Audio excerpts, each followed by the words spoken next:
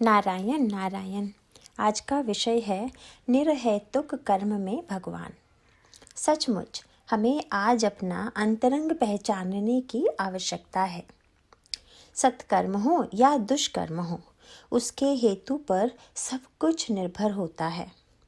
बहुत पुण्य कर्म किए और मन में कुछ हेतु या कुछ वासना का त्याग किया, फिर भी जब तक मन राम के पास नहीं होगा तब तक राम की प्राप्ति असंभव है। मन में भगवत प्राप्ति के लिए लगन तड़पन होगी, तभी उसका कुछ उपयोग होगा। निर्हेतुक निष्प्रयोजन कर्म में भगवान बसते हैं, इसलिए हमारे कर्म निष्प्रयोजन हों। वस्तुतः जितने परिश्रम गृहस्थ को अपनी गृहस्थी के लिए करने पड़ते हैं, उतने परिश्रम साधक या परमार्थिक को नहीं करने पड़ते। गृहस्थी के लिए जितने परिश्रम किए जाते हैं, उससे आधे भी भगवान के लिए किए जाएं तो बहुत लाभ होगा। जिस स्थिति में भगवान ने हमें रखा है, उस स्थिति में भगवान को पहचानना सहज संभव है। लेकिन हम विषय की ओर दृष्टि रखकर कर्म करते हैं और भगवत प्राप्ति नहीं होती, इसलिए दुखी होते हैं। इसके लिए क्या कहें? दानवों ने भगवान के लिए तपस्या की और समर्थ रामदास स्वामी जी ने भी की। दानवों ने सहेतुक तपस्या की, फलतः उन्हें विषय वासना का लाभ हुआ, किंतु भगवत प्राप्ति नहीं हुई। इसके विपरीत समर्थ रामदास स्वामी जी को सिवाय भगवान के कुछ नहीं चाहिए था। उसी लाभ को उन्होंने सर्वस्व माना। उन्हें भगवत प्राप्ति हुई। उत्कट प्रेम के कारण लगन और निष्ठा निर्माण होती है।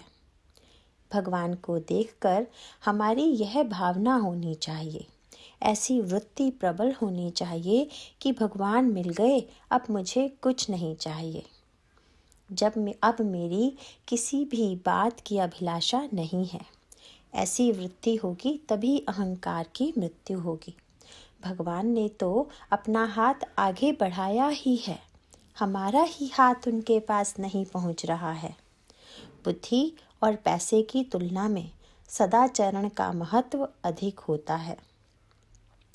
सदाचार भगवान के प्रति निष्ठा और गृहस्थी की वर्तमान स्थिति में संतोष की वृत्ति होगी तो गृहस्थी का सुख मिलता है। सुख कहीं बाहर से नहीं आता, वह तो अपनी वृत्ति में ही होता है। मैं भगवान का हूँ और सब लोग भी भगवान के हैं। अतः यदि हम भगवान से प्रेम करेंगे तो पूरी दुनिया से प्रेम होगा। भगवान का प्रसाद हम ग्रहण करते हैं, तब प्रसाद के लड्डू में यदि कोई कड़वा बादाम आ जाता है तो भी वह हम खा लेते हैं। ऐसे ही जीवन में भगवान ने एक आध बार यदि दुख दिया भी तो उसे सहर्ष सहना चाहिए। दुख क्यों भुगतना पड़ रहा है, इसकी चिकित्सा न करते हुए नाम स्मरण में खंड नहीं होना चाहिए। नाम स्मरण के सिवाय और किसी से भी अंतःकरण शुद्ध नहीं होगा। जो यह जानता है कि नाम से श्रेष्ठ और कोई बात नहीं है, उसे और कुछ कहने की आवश्यकता ही नहीं होती। नमक समझकर यदि शक्कर खाएंगे तो भी उसमें शक्कर की मिठास होगी ही। उसी प्रकार किसी भी स्थिति में यदि नाम स्मरण किया गया तो वह हमारे लिए तारक ही होगा। नारायण नारायण।